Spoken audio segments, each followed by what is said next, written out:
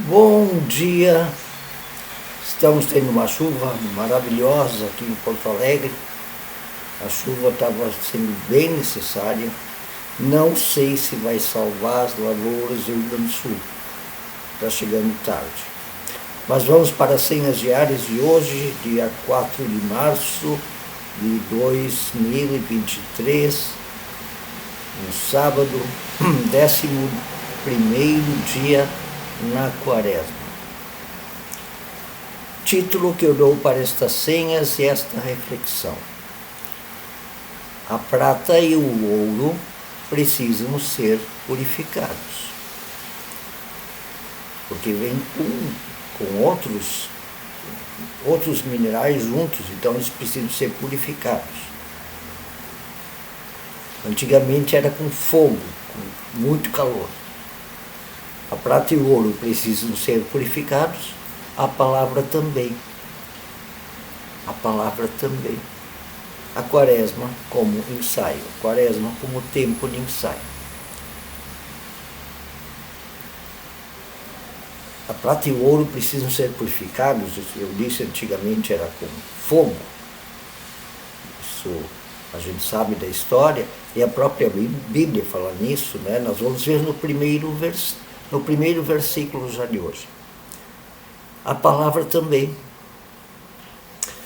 Sabe, eu precisei purificar muito, tanto as minhas palavras, a minha palavra, o meu jeito de falar, o meu vocabulário, como também precisei purificar o jeito que eu lia a Bíblia. Sim, a gente pode estar lendo a Bíblia extremamente misturada com nosso não saber como se escrevia a Bíblia e também com nossa interpretação tendenciosa, misturada com nossos conceitos e preconceitos. Precisamos também purificar a maneira como lemos a Bíblia, para não misturar ela com a nossa ideologia, os nossos desejos, com os nossos preconceitos, com a nossa pequenez humana. Eu, por exemplo, precisei purificar a minha palavra. Eu, quando tive as filhas pequenas, né? Agora já são mulheres, eu jurei para mim mesmo, mas eu decidi não usar com elas o termo cala a boca. Eu ouvi isso quando eu era pequeno e sei como isso doeu em mim. Porque não se diz cala a boca. Não se diz para ninguém. Pode até dizer tu está errado, a gente fala sobre isso depois, mas mandar a pessoa calar a boca, você não é dono de ninguém, eu não sou dono de ninguém, mesmo que sejam as minhas filhas. Então, quando elas estavam muito chatas, às vezes, é verdade, às vezes elas eram teimosas, eu usava alguma estratégia, mas não dizia cala a boca. Também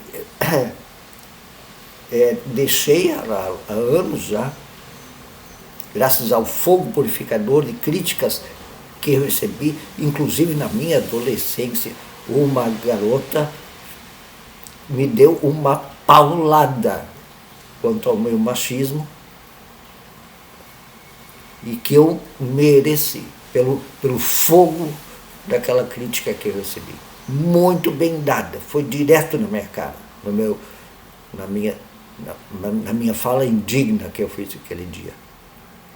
Também parei de fazer piadas machistas, racistas, homofóbicas e tomo cuidado. E às vezes até repito uma daquelas besteiras, claro que hoje muito menos, e quando eu penso numa palavra racista, machista, homofóbica, racista, xenófoba, eu imediatamente já, opa, o que eu estou fazendo? E tento fazer a leitura bíblica quanto à purificação da leitura da palavra da Bíblia. Eu também cuido e vou muito atrás da purificação da palavra.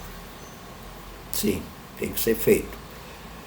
E a Quaresma é um tempo de ensaio para nós corrigirmos esse pecado, para nós ficarmos de olho nesse pecado em nós e na sociedade,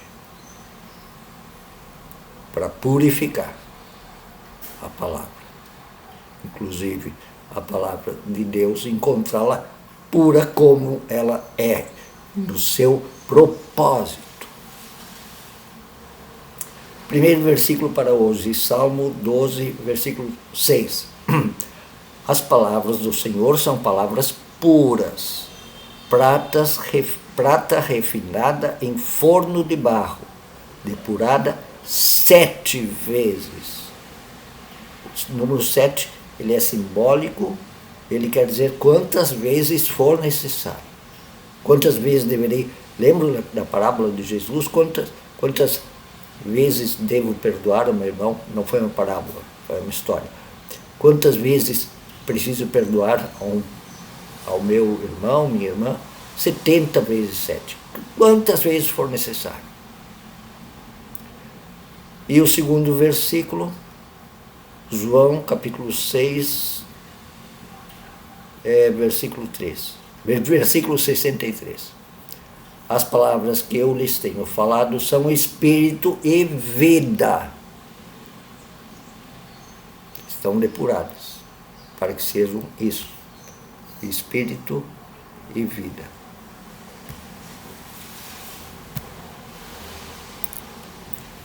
A oração foi escrita por Julius Storm. Tu, palavra da verdade, tu, palavra da verdade, Jesus Cristo, palavra da verdade, fonte límpida, ilumina nossos olhos obscurecidos, para que vejamos os caminhos de Deus e no mundo não nos extraviemos. Ler a palavra bíblica com clareza, e no mundo olhar o mundo com clareza. Não nos extraviarmos por caminhos errados, inclusive achando que são de Deus. E a primeira leitura bíblica, 2 Tessalonicenses 3, 5 a 16. O Senhor conduz os seus corações ao amor de Deus e à perseverança de Cristo. Irmãos, em nome do nosso Senhor Jesus Cristo, nós lhes ordenamos que se afastem de todo irmão que vive ociosamente e não conforme a tradição que receberam de nós. Pois vocês mesmos sabem, olha, eles tinham misturado, eles tinham, tu crê em Deus, então tu não precisa trabalhar. Deixa que os outros paguem as contas e a alimentação por ti. Pois vocês mesmos sabem como devem seguir o nosso exemplo, porque não vivemos ociosamente quando estivemos entre vocês, nem comemos coisa alguma à custa de ninguém. Pelo contrário, trabalhamos arduamente, com fadiga, dia e noite, para não sermos pesados a nenhum de vocês. Não porque não tivéssemos tal direito, mas para que nos tornássemos um modelo para ser imitado por vocês.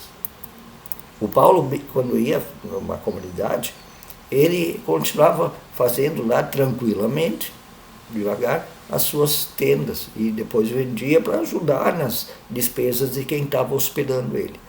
Quando ainda estávamos com vocês, nós lhes ordenamos isto: se alguém não quiser trabalhar, também não coma. Não é para se deitar na costa dos outros. Pois ouvimos que alguns de vocês estão ociosos, não trabalham, não fazem nada, mas andam se intrometendo na vida alheia e ainda ficam se intrometendo na vida das pessoas. A tais pessoas ordenamos e exortamos no Senhor Jesus Cristo que trabalhe tranquilamente e comam o seu próprio pão. Quanto a vocês, irmãos, nunca se cansem de fazer o bem. Aí que está, né? Se alguém não obedecer a nossa palavra por esta carta, marquem-no e não se associem com ele, para que se sinta envergonhado, contudo, não o considerem inimigo, mas chamem a atenção dele como irmão. Conversem com ele sobre isso. O próprio Senhor da paz lhes dê a paz em todo o tempo e de todas as formas. O Senhor seja com todos vocês. E a segunda leitura bíblica vem de Romanos, capítulo 7, 1 a 6. Meus irmãos, falo a vocês como a pessoas que conhecem a lei. Acaso vocês não sabem que a lei tem autoridade sobre quem? Sobre alguém apenas enquanto ela vive? Vai ter uma discussão idiota que se tinha naquele tempo, né? Se a mulher de um homem, se a esposa de um homem, o marido morre, será que ela pode casar de novo? E daí no céu, como é que vai? Uma discussão inútil, né? Por exemplo, pela lei a mulher casada está ligada ao seu marido enquanto ele estiver vivo.